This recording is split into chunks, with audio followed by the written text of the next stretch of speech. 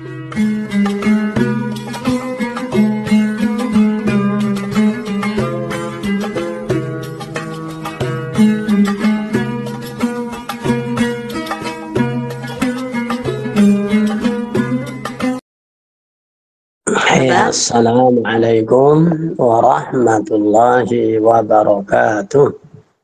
Waalaikumsalam warahmatullahi wabarakatuh.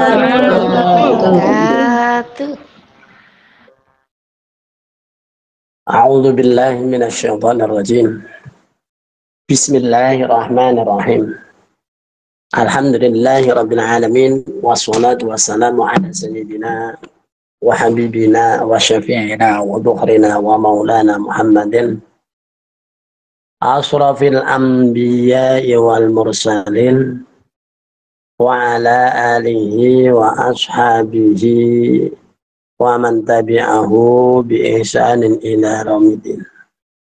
ila yaumiddin amma ba'du usikum wa nafsi bi taqwallah.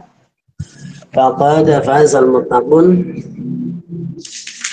Yang dirahmati Allah, seluruh jamaah yang tergabung di aula Yuamid on Air di pagi yang berbahagia ini. Biqaulina alhamdulillah wa syukurillah, pada kesempatan ini kita masih bisa bersama-sama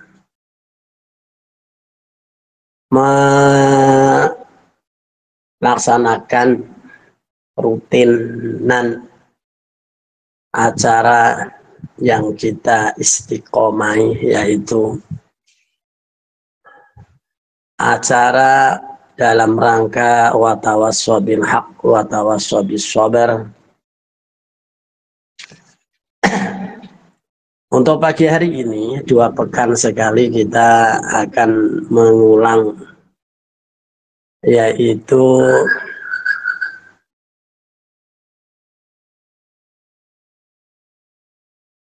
tentang masalah fikih tradisi. Yang dimaksud udah diulang-ulang, yang namanya fikih tradisi itu adalah suatu kebiasaan yang mendasari perbuatan itu dalil-dalilnya, sehingga ini adalah satu perbuatan yang memang berdasarkan dalil. Yang selama ini ada kontroversi ya di kalangan orang Islam di berbagai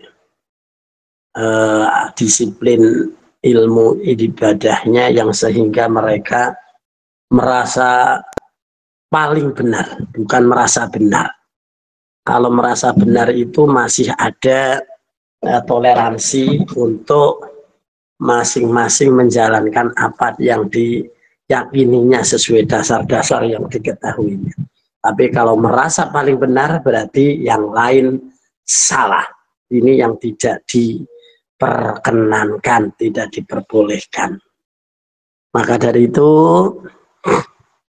ya, saya khususnya memang mendapatkan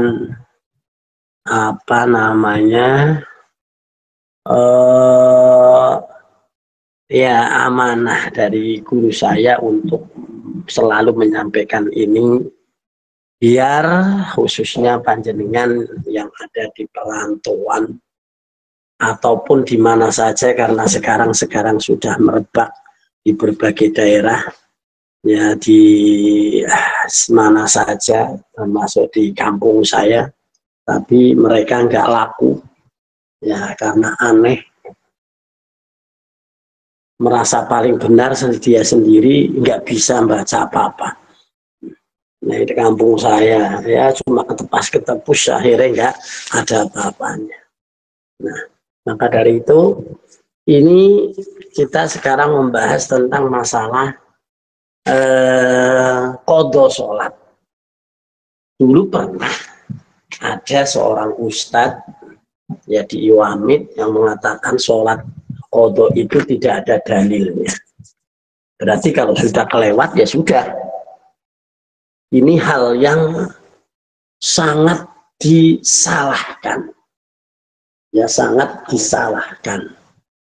Artinya apa? Ya artinya ya manakala ya, sesuatu hal yang belum dilakukan, maka dalilnya tetap ada. Mungkin mereka Ustadz itu yang merasa bahwa kalau umpama bertahun-tahun tidak sholat alias dablek, bagaimana? Nah, ini yang jadi permasalahan. Mungkin mereka menganggap bahwa itu tidak ada kewajiban untuk mengqadha. Namun ini adalah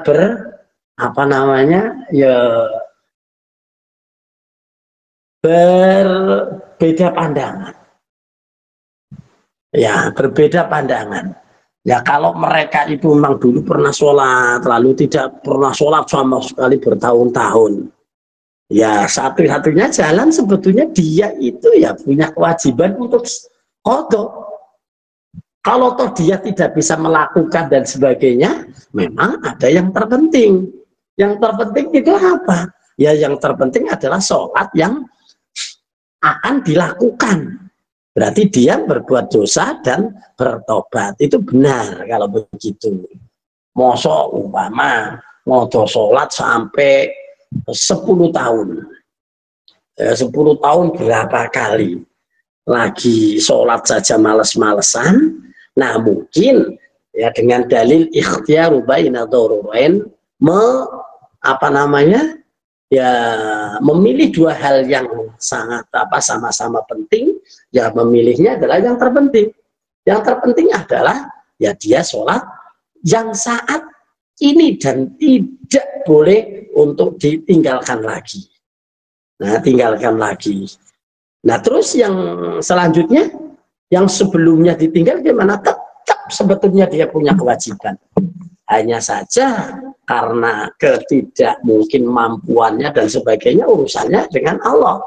Ya tetap saja nanti urusannya dengan tanggung jawab sendiri.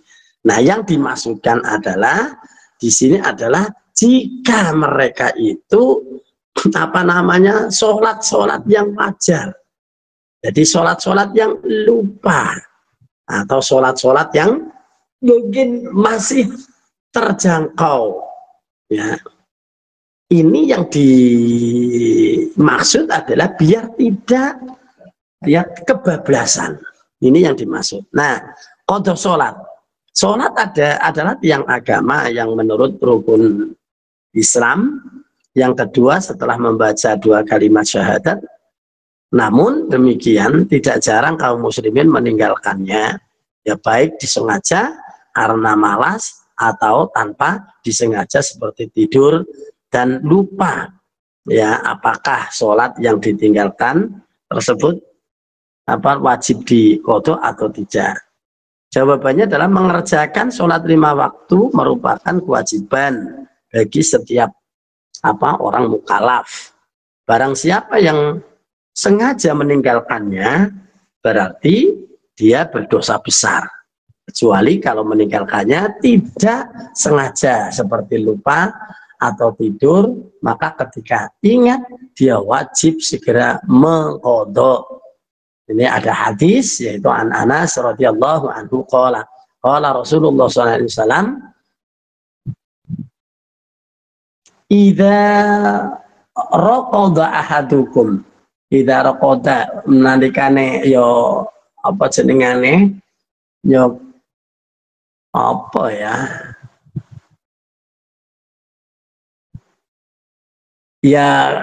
ketinggalan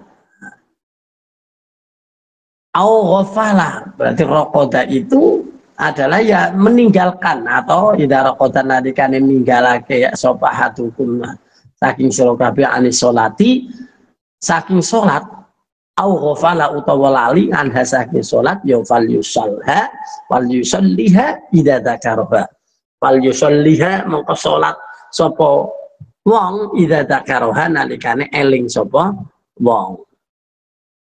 Terus fa innallaha yaqulu aqimis sholata lidzikri, Fa inna Allah satamana Gusti Allah yaqulu ngendika wa aqimis shalah lan nglakonono salat li dzikri kanggo ya kanggo ngenget kanggo eling marang ingsun Gusti Allah. Terus yang hadis lain an Anas Ibnu Malik anin Nabi sallallahu alaihi wasallam qala man nasiya sholatan falyusolli idza dzakaraha. Ini sahih Bukhari, yang tadi adalah sahih Muslim. Di sini sahih Bukhari hadis 562. Man sapa baine wong nasiya nasiya lali sapa man nasiya ya lali sapa man sholatan salat fa falyusolli mongko salat sapa man idza dzakaraha nalikane lali. Nah, jadi nalikane eling. Nah, secara eksplisitnya dua hadis Nabi ini menjelaskan bahwa yang wajib mengqadha salat hanya orang-orang yang meninggalkan salat karena tidak sengaja. Misalnya tertidur atau lupa, sedangkan orang yang meninggalkan sholat tanpa ada udzur seakan-akan tidak wajib mengerti ini. Jadi sebetulnya hadis ini adalah merujuk ke yang situ, tapi nanti ada arti yang dibalik itu. Tetapi sebenarnya yang dimaksud hadis tersebut adalah tidak seperti itu. Orang yang sengaja tidak mengerjakan sholat tidak bebas lepas tanpa harus mengerti sholat yang ditinggalkan itu adalah tetap berkewajiban mengqadha sholat yang sengaja tidak dikerjakannya, sebagaimana yang dikatakan oleh Imam An-Nawawi dalam satu kitabnya, yaitu sabda Nabi, barang siapa yang lupa melakukan sholat maka hendaklah mengerjakan manakala ingat. Hadis ini menunjukkan kewajiban mengqadha sholat yang ditinggalkan, baik karena ada udzur misalnya tidur atau lupa, atau ya tanpa udzur. Hadis ini sengaja membatasi membatasi dengan kata-kata nisyan atau lupa.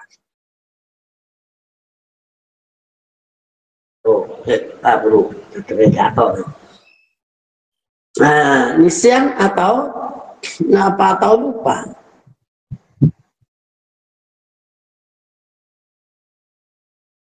Mana tadi? Ya.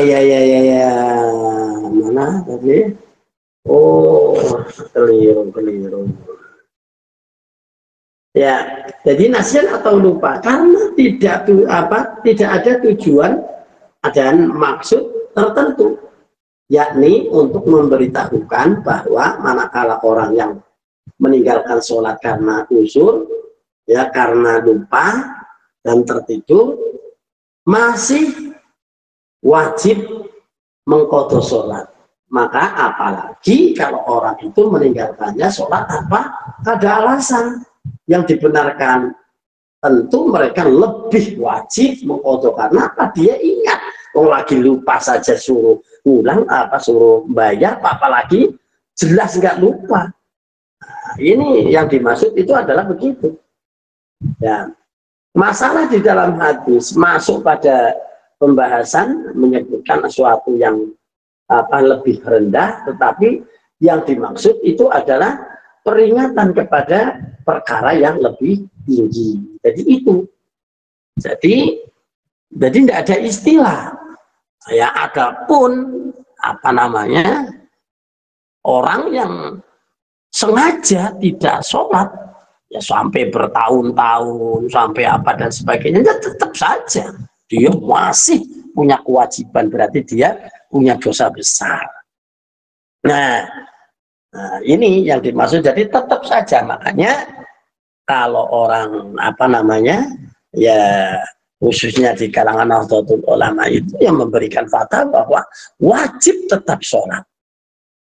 Ya, tetap sholat. Nah, terus bagaimana karena saking banyaknya? Sebetulnya tidak ada keringanan. Ya hanya saja mungkin yang dimaksud oleh Ustadz tadi yang mengatakan itu adalah daripada istilahnya malah tambah wegah, ya tambah begah, ya pokoknya mulai sholat lagi, bertobatlah. Dan kalau bisa, karena itu bertahun-tahun coba, ya tetap saja setiap sholat itu adalah 2 atau double, ya double.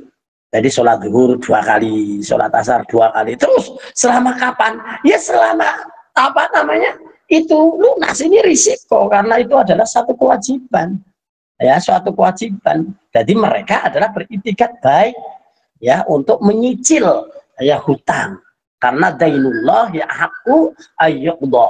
Hutang kepada Allah itu adalah lebih harus diprioritaskan. Ya, maka dari itu yaitu tadi, makanya yang disepakati itu adalah tetap mengqadha walaupun dengan cara mencicil. Kok urung lunas mati? Ya, mudah-mudahan ya istilah karena ya memang tidak cukup. Ya itu urusan Allah.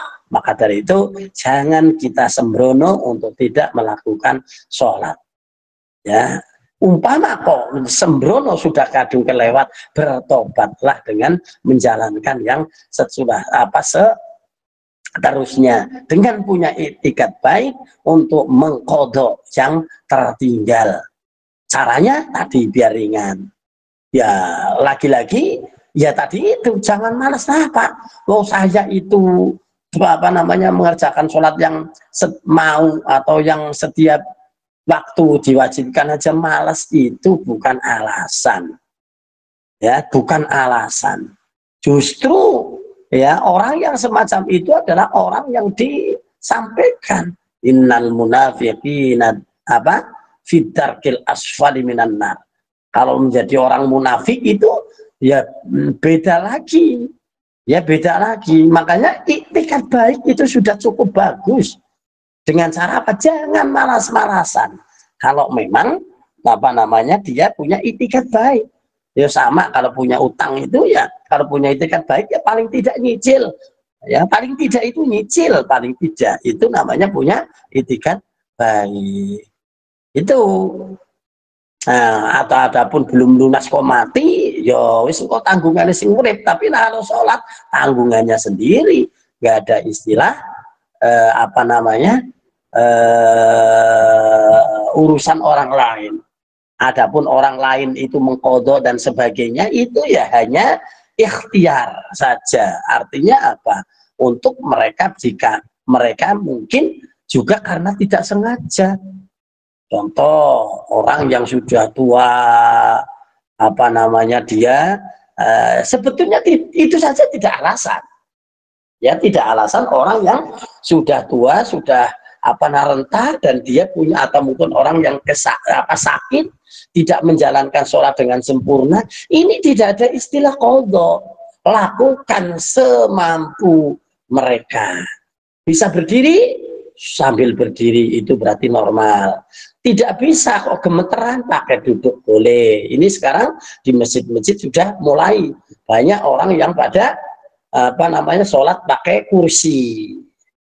Ya, berdiri sebentar tidak apa-apa, tapi kalau duduk itu mungkin sila atau mau apa tidak bisa, karena mungkin gemuk. Ini khusus yang gemuk. Ya gemuk kalau mau tahiyat akhir, walah geludak.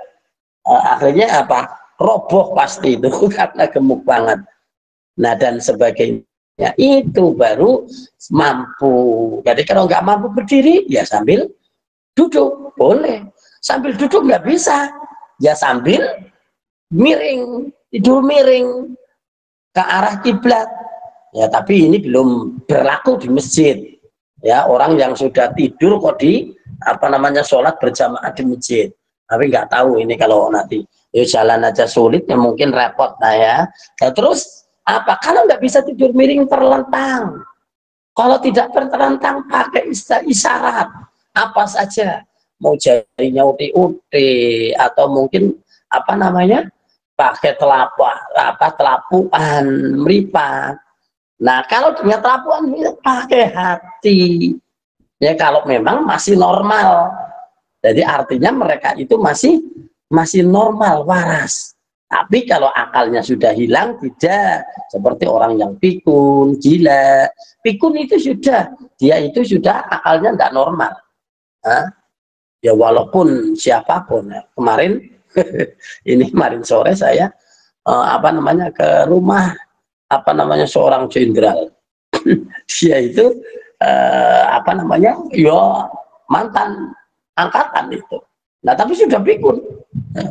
Sampai situ, wah memang dasar ya tadinya itu suaranya jelas, tapi ya itu tadi orang itu nanti dianggapnya salah. Kamu ingat saya enggak? Wah, waduh ini dia udah, nah ini orang yang kayak gini udah enggak waras namanya. Walaupun jenderal berarti ya sudah, dia sebetulnya enggak kewajiban, dia otaknya enggak waras. Tapi selama otaknya waras, badannya kok rapuh, tetap sesuai dengan kekuatannya. Bisa berdiri, pakai berdiri. Nggak bisa, pakai duduk. Nggak bisa, pakai miring. Nggak bisa terentang. Nggak bisa pakai isyarat. Sampai pakai isyarat nggak bisa. Disolati. Udah beres kan? Udah, berarti bisa mau itu udah. Nah, jadi begitu kira-kira. Jadi yang dimaksud hadis ini adalah yaitu wa huwa mimbadi mimba bitambih. Tambih itu istilahnya ya ya catatan bil adna alal a'la. Artinya apa? Ya mengurus yang lebih kecil, tapi tujuannya apalagi yang besar. Mungkin itu kita lanjutkan untuk besok.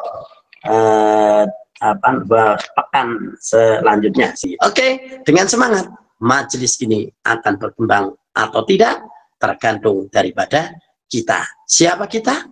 Kita adalah orang yang berjuang. Maka Iwamit ini tidak akan kemana-mana. Kalau bukan kita, siapa lagi? Siapa lagi? Kalau tidak sekarang, kapan lagi? Ya, mari kita berdoa. Bismillahirrahmanirrahim. Allahumma shalli ala sayyidina Muhammad sayyidil awwalin wal akhirin radhiyallahu ta'ala an kulli ashabi Rasulillah ajmain. Alhamdulillahi rabbil alamin, hamdan syakirin, hamdan na'imin, hamdan yuafi ni'amahu wa yukafi mazidah. Ya Rabbana lakal hamdu kama yanbaghi li jalalika 'azimi sultanik. Allahumma arinal haqqa haqqan warzuqna ittiba'ah wa arinal batila batila warzuqna ijtinabah.